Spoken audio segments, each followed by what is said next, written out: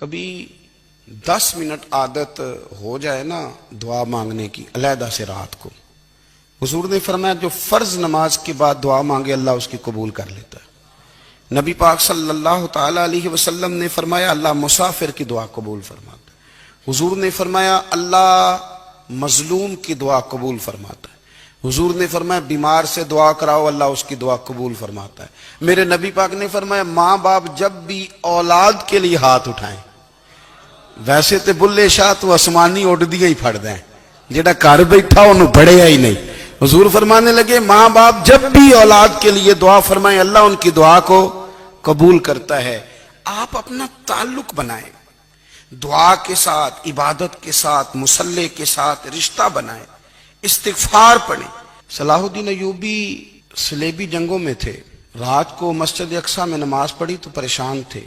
ایک بزرگ سے ملاقات ہوئی تو وہ کہنے لگے کہ آپ بڑے پریشان ہیں۔ کہنے لگے حضور پریشان اس لیے ہوں کہ پہلے ہی مسلمان کمزور ہے، اب میں نے سنا ہے دشمن کا ایک بحری بیڑا وہ جنگی سامان سے بھرا ہوا آ رہا ہے، تو اب ان کے پاس اور تلواریں اور نیزے آ جائیں گے، مسلمانوں کے پاس پہلے ہی وسائل کی کمی ہے، پریشان ہو کس طرح کر کے مقابلہ کریں گے۔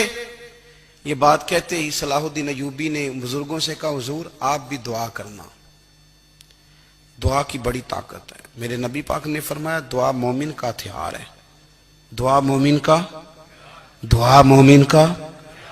حضور نے فرمایا تقدیر کو سوائے دعا کے کوئی چیز نہیں بدل سکتی، دعا مومن کا ہتھیار ہے، یہ کافر کے پاس کوئی نہیں، یہ ہتھیار ہے مومن کا۔ اللہ کرے آپ کو سمجھ آئے، پھر سنیں، کئی بار کہہ چکا ہوں یہ ہتھیار ہے۔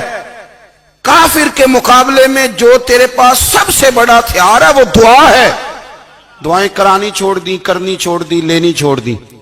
حضرت سیدنا انس بن مالک رضی اللہ تعالیٰ عنہ فرمایا کرتے تھے میں نے وہ رنگ دیکھا ہے جب حضور دعا مانگتے تھے اور حضور کی مقدس آنکھوں میں آنسو بھی ساتھ ہی بہا کرتے تھے، میں نے وہ انداز دیکھا ہے۔ تو صلاح الدین ایوبی بزرگ سے کہنے لگے آپ بھی دعا کیجئے، اور خود رونے لگے اور سر سجدے میں رکھ کے رونے لگے، اور عشاء سے لے کر فجر تک روئے، خوب روئے۔ صبح وہ بزرگ آئے تو صلاح الدین ایوبی کا خوبصورت اور ہنستا ہوا چہرہ دیکھا، کہنے لگے آپ بڑے خوش ہیں، رات تو میں نے بڑے روتے ہوئے دیکھا تھا۔ تو کہنے لگے حضور وہ جو بحری بیڑا آ رہا تھا نا وہ پانی میں ڈوب گیا ہے، اب وہ نہیں آ رہا، ابھی خبر آئی ہے تو میں بڑا خوش ہوں۔ بزرگ کہنے لگے اٹھ سینے سے لگ، اور سن ایک بات، وہ بحری بیڑا پانی میں نہیں ڈوبا، وہ تیرے آنسوؤں میں ڈوب گیا ہے۔ وہ جو تو رات رویا ہے نا رب کریم کی بارگاہ میں تو وہ ڈوب گیا ہے۔ بھائی اپنا مصلی کا، عبادت کا، وظائف کا، اللہ اللہ کا سلسلہ اس کو مضبوط کریں، اپنی دعاؤں کے تعلق کو مضبوط کریں۔ دعائیں بڑے انقلاب برپا کر دیتی ہیں۔ ہم تھوڑے تھوڑے نا جب سے خشک ہوئے ہیں نا، خشک، اور میری تو جماعت ہی صوفیاء کی جماعت تھی، ہم تو داتا علی اجمیری کی جماعت سے، ہم تو خواجہ اجمیری کی جماعت سے، ہم تو شیخ احمد فاروق سرہندی کی جماعت سے، ہم تو صوفیاء کی جماعت۔ ہماری جماعت نے بھی وہ تعلق جو ہمارے بزرگوں نے بنایا تھا۔ بزرگ اللہ کے قریب کیسے جاتا ہے؟ ہمارے یہاں نا بہت سارے لوگ کہتے ہیں جی نظر ہو گئی تو کام ہو گیا۔ بھائی جو بخاری مسلم میں طریقہ ہے نا اللہ کا قرب پانے کا وہ تو نفل ہے۔ نبی کریم علیہ السلام نے فرمایا بندہ نفلوں کے ذریعے رب کے قریب جاتا ہے، اور اتنا قریب جاتا ہے کہ پھر اللہ اس کی زبان بن جاتا ہے، اللہ اس کی آنکھیں بن جاتا ہے، کان بن جاتا ہے، ہاتھ اور پیر بن جاتا ہے۔ تو یہ تو عبادت ہے، یہ تو اللہ کی بارگاہ کی حاضری ہے جو آپ کو اللہ کے قریب کرے گی۔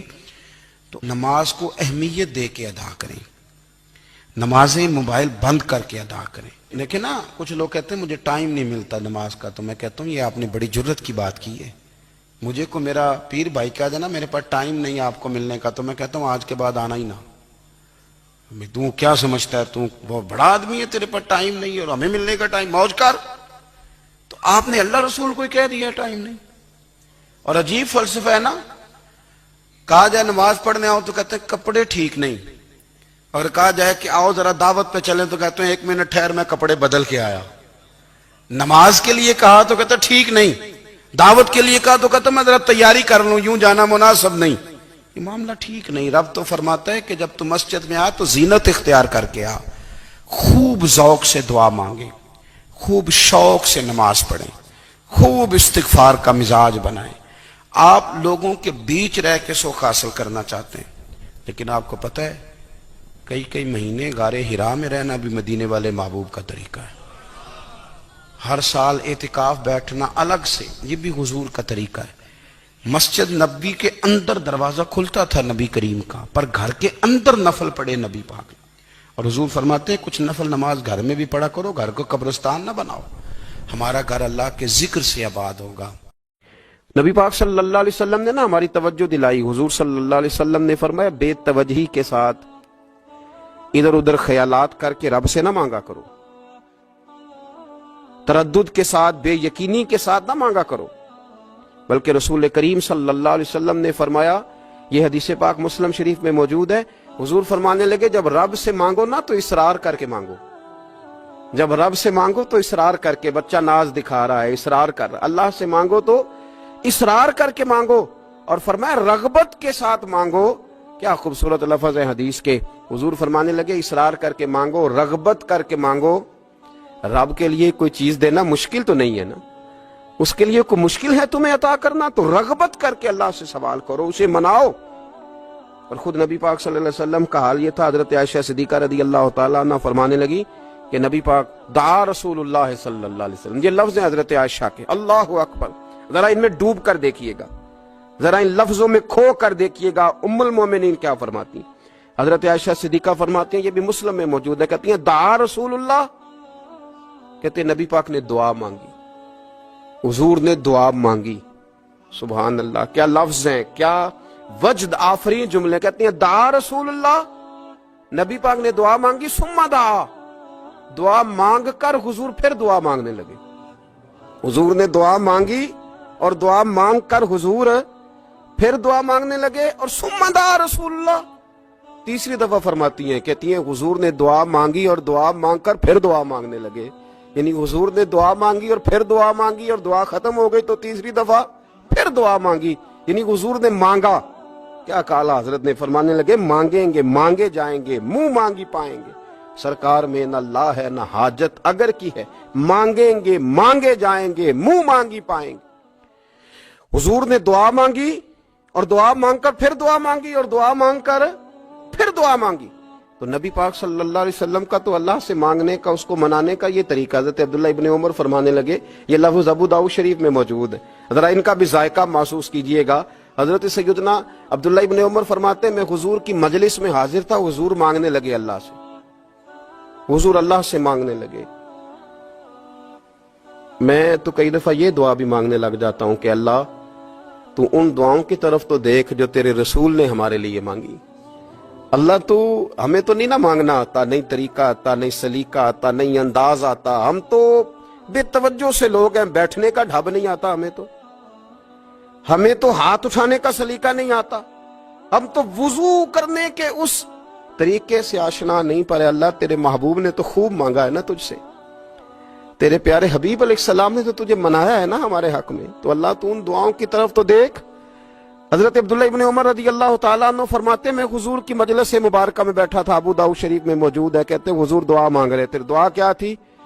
دعا حضور یہ مانگ رہے تھے، رب اغفر لی، یا اللہ ہمیں بخش دے، وتب علی، اللہ ہماری توبہ قبول فرما، انک انت التواب الرحیم، بے شک تو توبہ قبول کرنے والا اور رحم کرنے والا۔ حضور دعا مانگ رہے تھے، اے اللہ رب اغفر لی، یا اللہ ہمیں بخش دے، وتب علی، اور ہماری توبہ قبول فرما، انک انت التواب الرحیم، بے شک تو توبہ قبول کرنے والا اور رحم کرنے والا۔ حضرت عبداللہ ابن عمر فرماتے اس ایک دعا کو ایک ہی مجلس میں ایک ہی جگہ بیٹھ کر میرے نبی پاک نے اپنی زبان اطہر سے 100 مرتبہ ادا فرمایا، 100 مرتبہ حضور نے یہ لفظ کہے، رب اغفر لی وتب علی، رب اغفر لی وتب علی، رب اغفر لی، اے اللہ بخش دے، رحم فرما، وتب علی، بس قبول کر لے نا اب ہماری توبہ، انک انت التواب الرحیم، بے شک تو توبہ قبول کر لیا کرتا ہے، تو رحم فرمایا کرتا ہے۔ ایک ہی مجلس میں 100 دفعہ حضور نے دعا مانگی، دعا مانگ کے پھر دعا مانگی، اور دعا مانگ کے پھر دعا مانگی، اللہ کو منایا میرے رسول پاک۔ حضور نے ہمیں بتلایا اسے مناؤ، اس کی بارگاہ عالی مرتبت میں جھکو، اور حضور نے خود بھی یہ طریقہ ہمارے سامنے بطور سنت کے چھوڑا، اور پھر نبی پاک صلی اللہ علیہ وسلم نے آگے بڑھ کے ہمیں کچھ اور باتیں بھی ارشاد فرمائی۔ حضور نے ہمیں بتلایا کہ پچھلے لوگ اپنے رب کو کیسے مناتے تھے، وہ کس طرح اس کے حضور ناز عرض کرتے تھے، منانے کے طریقے بھی بتلائے۔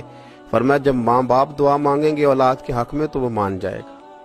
حضور علیہ السلام نے فرمایا جب مسافر دعا مانگے گا تو اللہ مان جائے گا۔ فرمایا میرے رسول کریم نے کہ جب بیمار دعا مانگے گا تو اللہ مان جائے گا۔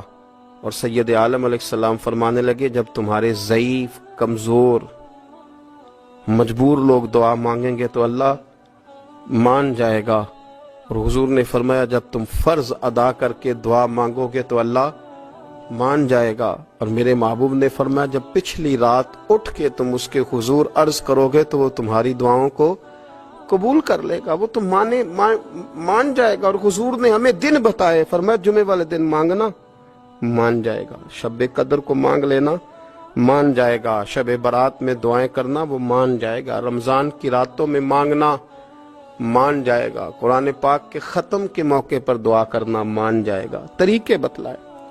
اب یہ ہے کہ ہم نے تو مانگنا تھا نا اس کی بارگاہ میں، ہم نے تو حاضر ہونا تھا، ہم نے تو جانا تھا، اب ہم نے آگے بڑھنا ہے، اس کے حضور عرض کرنا ہے۔ حضور نے ہمیں بتلایا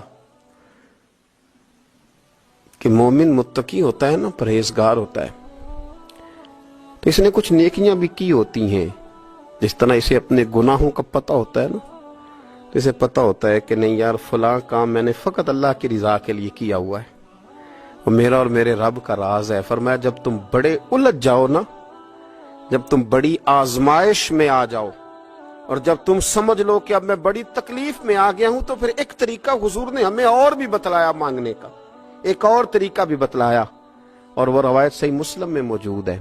راوی حضرت عبداللہ ابن عمر رضی اللہ تعالیٰ عنہ، حضور فرماتے ہیں 3 لوگ سفر کر رہے تھے، یہ آپ اندازہ فرمائیے صحیح مسلم کی حدیث ہے، اور ذرا حضور کے سمجھانے کا ایک یہ رنگ بھی ہے اللہ کو منانے کا، ایک یہ انداز بھی ہے اس کی بارگاہ میں گزارشات پیش کرنے کا، یہ بھی ایک طریقہ حضور نے ہمیں بتلایا۔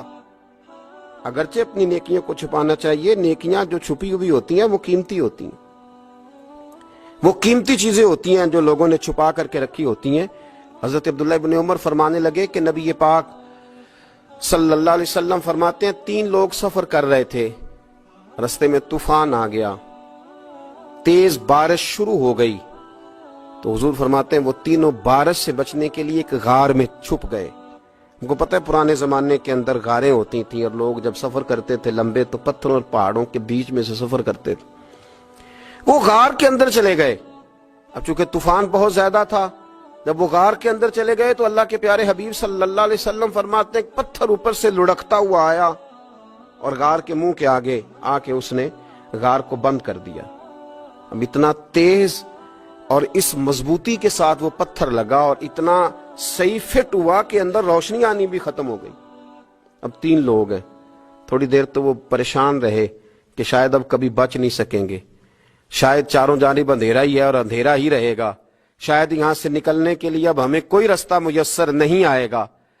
وہ پہلے تو پریشان ہوئے، پھر کہنے لگے یار اس طرح کرو، ذرا غور کیجئے گا میری بات پہ۔ فرمایا اس طرح کرو، اگر کوئی زندگی میں نیکی کی ہے نا تو ذرا اس نیکی کو یاد تو کرو، اور یاد کر کے اس مالک کے حضور عرض تو کرو، وہ کریم ہے، کوئی آنکھو شاید من جاوے تے گل کم تتڑی دا بن جاوے، عرض تو کرو۔ تو ان میں سے یہ آپ اندازہ فرمائیے، یہ بات بیان کون کر رہا ہے؟ یہ مدینے والے رسول بیان کر رہے ہیں، یہ نبی پاک علیہ السلام نے بیان فرمایا، یہ وہ کہانی ہے جو ہمیں ہمارے نبی پاک نے سنائی، رسول کریم علیہ السلام نے ہمیں بتلائی، یہ داستان محبت۔ حضور فرمانے لگے ایک نے ان میں سے ہاتھ اٹھائے اور اس نے انداز کیا چھیڑا، عرض کرنے لگا اللہ تو جانتا ہے نا میں نے بکریاں رکھی ہیں، میں غریب ہوں، مزدور ہوں، اور مالک تو یہ بھی جانتا ہے کہ میرے بچے بھی ہیں، بیوی بھی ہے، پر میں جب بھی گھر لوٹا ہوں تو دودھ میں نے بچوں اور بیوی کو پہلے